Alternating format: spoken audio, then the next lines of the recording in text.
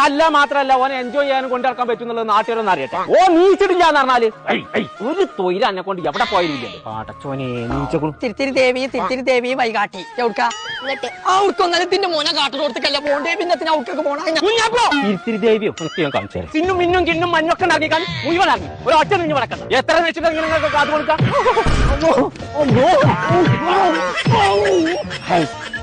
ഒരു തൊഴിലില്ലാന്ന് വെച്ചാല്